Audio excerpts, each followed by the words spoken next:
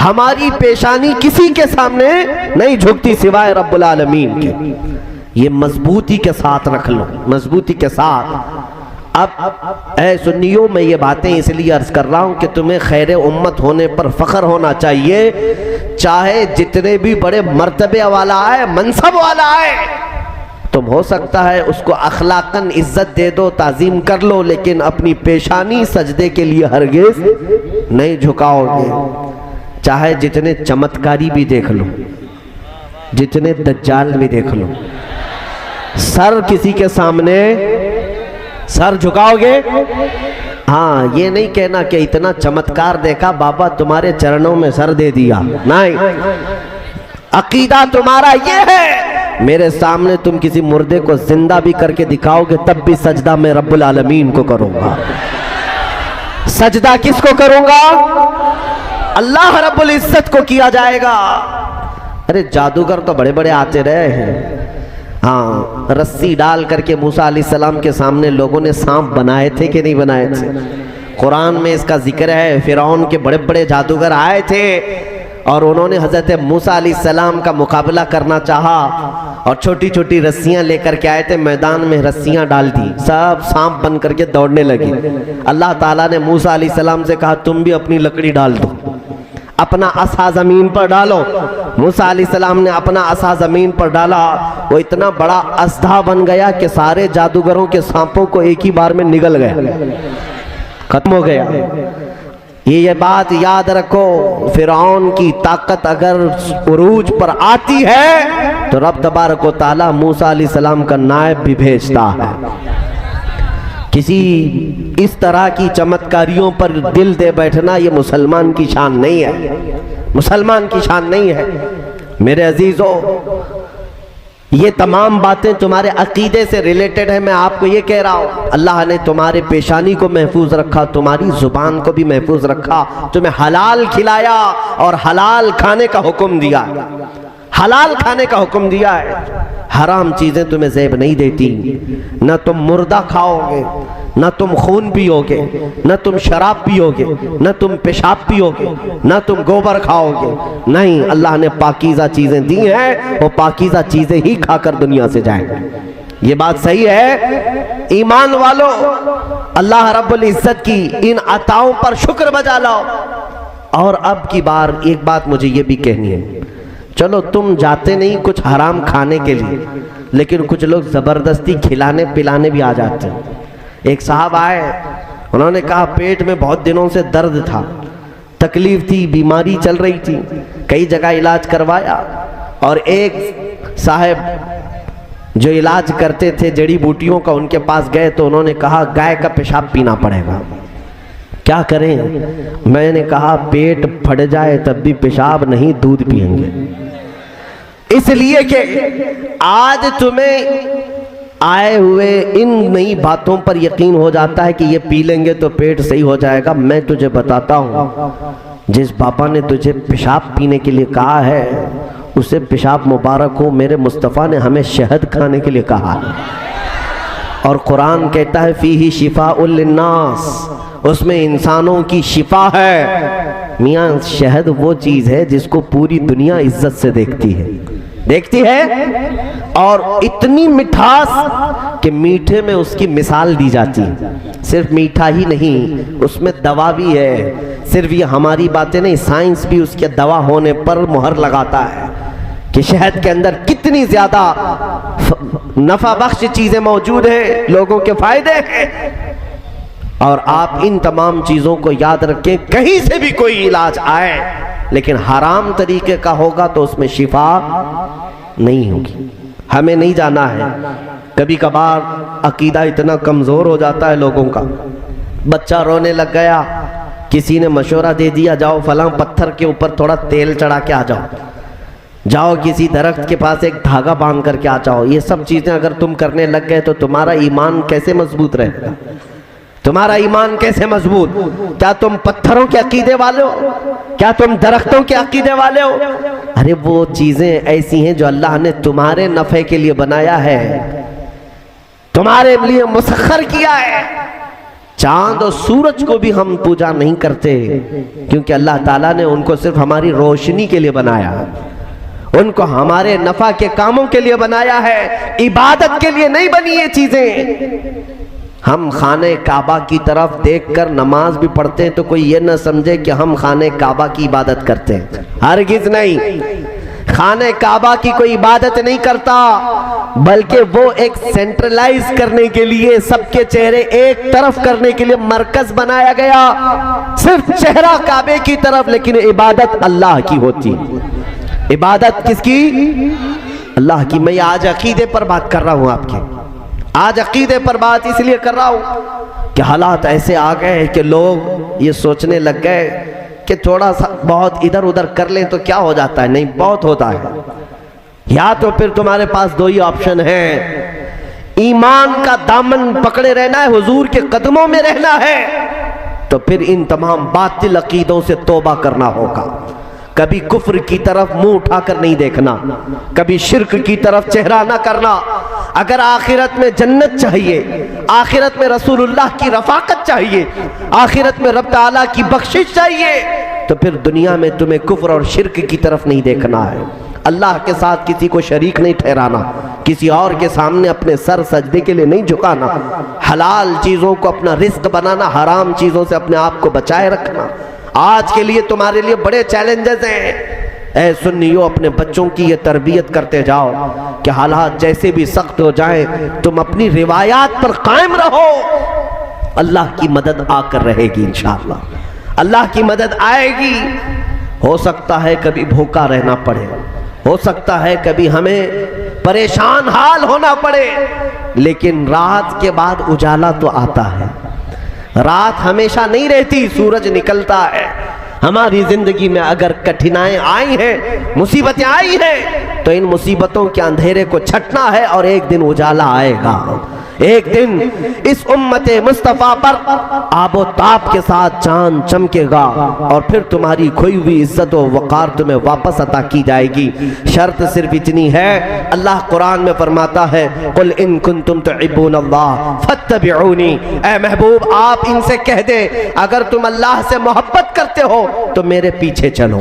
हुजूर के पीछे चलना है, हुजूर के तरीके पर चलना है, हुजूर पाक सल्लल्लाहु तआला अलैहि वसल्लम को शरीयत का असल मानना है, तो क्या होगा? युहिब्बुकुमुल्लाह, अल्लाह खुद तुमसे मोहब्बत फरमाएगा।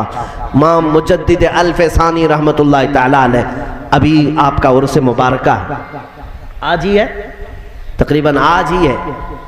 मुजद्दिद अल-फसानी अहमद सरहिंदी रज़ी अल्लाह तआला आप लिखते हैं, जो बंदा शरीयत पर जितना मजबूती से कायम होता है, अल्लाह की उतनी ज्यादा उसे मारिफत मिलती, वो अल्लाह से उतना ही करीब होता है। और जो हुजूर की शरीयत को और तरीक़त को छोड़ करके अलग अंदाज इख्तियार करता है, वो ढोंग तो कर सकता है, अल्लाह का करीबी नहीं हो सकता, अल्लाह का करीबी नहीं हो सकता। अभी सुनिए, एक बात मैं आपको बताता हूँ, हालात कैसे भी आ जाए। हज़रत शेख अब्दुल हक मुहद्दिस दहलवी फरमाते हैं कि आप जब हिंदुस्तान तशरीफ लाए थे, इल्म हदीस का काम कर रहे थे, हुजूर की हदीसें बयान करते लोगों को। अब हालात ऐसे थे कि आप मदीने तैयबा के ऐसे आशिक थे कि रोजाना दिन भर पढ़ाने के बाद शाम होती, रात होती, आंखें बंद करके बैठ जाते और ख्वाब में हुजूर सल्लल्लाहु अलैहि वसल्लम की जियारत होती थी। रोजाना का मामूल था, रोजाना का मामूल था, हुजूर की हाजिरी होती थी। वो हुजूर पाक के दरबार की जियारत करते थे, मुराकबे में, मुकाशफे में। एक दिन ऐसा हुआ, हजरत शेख अब्दुल हक मुहद्दिस दहलवी जा रहे थे, रास्ते से गुजरते हुए एक बयाबान था, वीरान जगह थी, वहाँ एक झोपड़ी थी, उसमें एक बुजुर्ग बैठे थे, मुरीदीन कसरत से थे। सुनो, पीर कैसा हो, मुरीद कैसे हो, तवज्जो, जिसके भी पीछे चल पड़ते हो ये हमारा ईमान नहीं है। हर किसी के आगे पीछे भीड़ लगा लेना ये हमारा शिवा नहीं है। शेख अब्दुल हक मुहद्दिस दहलवी फरमाते हैं, गुजर रहा था तो उस बुजुर्ग का बड़ा चर्चा था, बड़े अल्लाह वाले हैं, बड़े पहुंचे हुए। मुरीदीन हमेशा जमा हो रहते थे और एक झोपड़ी में वो बैठे हुए। फरमाते हैं मुहद्दिस दहलवी कि मैं जब वहाँ से गुजरा तो मुरीदीन से उनके पूछा क्या मेरी भी मुलाकात हो जाएगी। कहा आइए हम आपकी मुलाकात करवाते। अंदर ले गए। वो एक पलंग पर विराजमान थे, बैठे हुए थे और उनके इर्द गिर्द मुरीदों का जमघटा था। वो आंखें बंद किए लोगों को कुछ नसीहतें कर रहे थे। बड़े पहुंचे हुए बुजुर्ग, तवज्जो। शेख मुहद्दिस दहलवी फरमाते मैं करीब जाकर बैठ गया। तसव्वुफ की बातें थी, मारिफत की बातें थी, सब ठीक था। थोड़ी देर के बाद उनके बगल में खड़ा एक मटका भरा हुआ था, उसमें शराब रखी हुई थी और प्याला भर भर करके वो सबको पिला रहे थे। और पीर साहब के पास भी वो प्याला पहुंचा। आपने वो पीना शुरू किया और फिर शेख मुहद्दिस दहलवी को कहा कि आप भी पी लीजिए, आप भी मेहमान हैं। आपने कहा शराब हराम है शरीयत मुस्तफ़ा में, मेरे आका ने हराम फरमाया है, आप कैसे पी रहे। मुहद्दिस दहलवी ने जब ये कहा तो उस पीर साहब ने कहा पी लो, ये अलग शराब है। ऐसी बातें करते हैं आज, तरीकत की शराब है, हाँ मारिफत की शराब है, आप पी लो। मुहद्दिस दहलवी ने कहा हरगिज़ नहीं, मैं शरीयत मुस्तफ़ा से रूगर्दानी नहीं करूंगा। तवज्जो। झट से पीर साहब ने क्या कहा जानते हैं? मौलवी साहब पी लो शराब, वरना रोजाना रात को जो जियारत करते हो हुजूर पाक की वो मैं बंद करा दूंगा। अब बात क्या हो गई? शेख मुहद्दिस दहलवी का ये राज था। रोजाना वो हुजूर की बारगाह में जो हाजिरी देते थे, रात को आंखें बंद करके हुजूर की जियारत करते थे, ये किसी को नहीं मालूम। पीर साहब बता रहे हैं, बुजुर्ग कह रहे हैं शेख मुहद्दिस दहलवी से मौलवी साहब पी लो, मैं जो शराब दे रहा हूं, वरना जो रोजाना जियारत करते हो बंद करा दूंगा। अब ऐसे वक्त में कितना सख्त इम्तिहान है ये, क्या करे आदमी। मेरे दिल की बात जान गया। हाँ, अभी तो एक छोटे दज्जाल की चिट्ठी पर लोग बिक जा रहे हैं। हाँ, सिर्फ चिट्ठी में आ रहे। मैं बताता हूँ ये क्या लेके आया, वो क्या लेके आया, हमारी शरीयत क्या कहती है। सुनो, पीर बोल रहा है कि रात को जो तुम जियारत करते हो रोक दूंगा। मुहद्दिस दहलवी कहते हैं एक तरफ मेरे दिल के हालात जान रहा है और एक तरफ शरीयत के खिलाफ करने का हुक्म दे रहा है, क्या करूं, पी लूं या छोड़ दूं। आखिरकार इश्क़ मुस्तफ़ा ने जवाब दे दिया। मुहद्दिस दहलवी कहते हैं मैं ये मामला हुजूर की बारगाह में ही रखूंगा। जब मेरे आका आपने शराब हराम करार दे दिया है तो मैं एक कतरा भी जुबान पर लगा नहीं सकता। वापस वहां से उठकर चले आए। इतनी बात तो हो गई, लेकिन मेरे अजीजों उस बाबा ने सिर्फ ढकोसलेपन से तीर नहीं चलाया था अंदाजे में। जब रात का वक्त हुआ, शेख मुहद्दिस दहलवी अपने मामूल के मुताबिक बैठकर आंखें बंद करके बारगाह मुस्तफ़ा की हाजिरी करना चाह रहे थे तो देखा वही झोपड़ी वाला पीर उनकी आंखों के सामने खड़ा है। कहता है मौलवी साहब क्या मैंने नहीं कहा था मेरे हाथ की दी हुई शराब पी लो वरना मैं तुम्हारी ये जियारत बंद करा दूंगा, मैं तुम्हारी जियारत नहीं होने दूंगा। अब और बड़ा इम्तिहान है। कह दिया था दिल की बात, वो तो ठीक थी, लेकिन यहां तो आंखों के सामने खड़ा हो गया है, मुझे तो जियारत भी नहीं होने दे रहा है। आप उस वक्त भी जमे रहे अपने दीन पर। कहा मैं शराब तो नहीं पीऊंगा। रात गुजर गई, दूसरा दिन आप हदीसें पढ़ाते हैं, फिर रात को हुजूर की जियारत के लिए बैठे। आज फिर वही हाल, बाबा फिर से खड़ा है। कहा पी लो, मेरी बात सुन लो। आपने कहा नहीं पीऊंगा, नहीं पीऊंगा। दूसरी रात भी गुजर गई, हुजूर की जियारत नहीं। एक आशिक सादिक जो रोजाना हुजूर की जियारत करता हो, उसको जब कोई रोक दे तो उसका सबसे बड़ा इम्तिहान है। दिल तड़पने लग गया, आहें निकलने लग गई। तीसरी रात थी। शेख मुहद्दिस दहलवी कहते हैं आज अगर हालात वैसे ही हुए तो फिर मैं तो मर जाऊंगा बगैर हुजूर के। ये सिसकियां लेकर बैठे और पुकारा मेरे आका को, या रसूल अल्लाह अगिस्नी, मेरे आका मदद करें, मैं आपकी शरीयत पर चलना चाह रहा हूं और ये मुझे शराब पिलाना चाह रहा है, कौन हक पर है। हुजूर की बारगाह में अभी आंखें बंद किए थे, वो बाबा आ रहा था, सामने था। अचानक धुआं जैसा उड़ा और ये बाबा जो था धुआं में उड़ गया। और हुजूर की कब्र अनवर से आवाज आई, उखरुज या कल्ब, ऐ कुत्ते हमारे दरबार से निकल जा। और शेख मुहद्दिस देहलवी की तरफ आवाज आई, अब्दुल हक तुम अपने इम्तिहान में कामयाब हो गए, आ जाओ आ जाओ।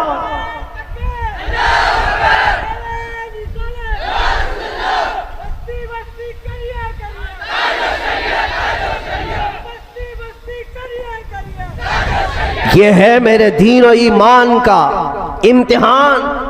शेख मुहद्दिस देहलवी शादां व फरहां खुश हो गए। अरे बारगाह मुस्तफ़ा की अब हाज़िरी 2 दिन के बाद मिली है। एक आशिक़ सादी की आंखें चमक गई, दिल जो बेकरार था करार में आ गया, चैन और सुकून में आ गए। बारगाह मुस्तफ़ा की हाज़िरी के बाद दूसरी सुबह उठे और पहले सोचा कि देखता हूँ उस पीर का हाल क्या हुआ है, वो बाबा की कुटिया अभी बची है या नहीं है, वहाँ मुरीदीन का जमघटा है या नहीं। आप चल पड़े उसी रास्ते पर जहां पहले दिन उस बाबा से मुलाकात हुई थी। शेख मुहद्दिस देहलवी कहते हैं चल करके मैं आया तो वहां धुआं धुआं था, झोपड़ी नहीं थी, वहां कुछ लोग खड़े तो थे, मुरीदीन सब जमा थे। मैंने जाकर पूछा बाबा कहाँ है, बाबा कहाँ हैं, पीर साहब कहाँ हैं तुम्हारे। कहा अजीब हादसा हो गया, कल रात को अचानक पता नहीं क्या हो गया, हमारा पीर साहब कुत्ता बना और बाहर निकलकर भाग गया। हाँ, लोगों को कुत्ता बनने में देर नहीं लगेगी, इंतजार करो। जब मेरे मुस्तफ़ा करीम सल्लल्लाहु अलैहि वसल्लम की तरफ से पकड़ आएगी, अल्लाह करीम का अज़ाब आएगा, सारे बाहर आने वाले जितने भी हैं ढकोसले कुत्ते बनकर निकलेंगे इंशाअल्लाह। कुछ देर की खामोशी है, फिर शोर आएगा। आज कुत्तों का वक्त है, कल हमारा दौर आएगा।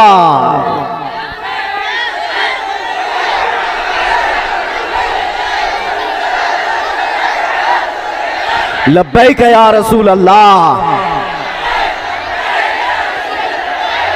बस ऐ मुसलमानों तवज्जो, अपने दीन पर और अपने ईमान पर जमे रहना, डटे रहना, चाहे जैसे भी इम्तिहानात आए, इस बात पर यकीन के साथ अमल करेंगे इंशाअल्लाह। और ऐ सुन्नियों, हम तो करबला वाले हैं या नहीं? हाँ, हमारा ताल्लुक वो यजीद को रहमतुल्लाह अलैह कहने वाले जोकरों से नहीं है, हमारा ताल्लुक हुसैन आजम की कदम, उनके कदमों के जर्रों से वाबस्ता है अल्हम्दुलिल्लाह। तो आपसे मैं ये बात कहना चाहता हूँ कि ईमान तुम्हारे साथ है, अल्लाह की ज़ात पर यकीन।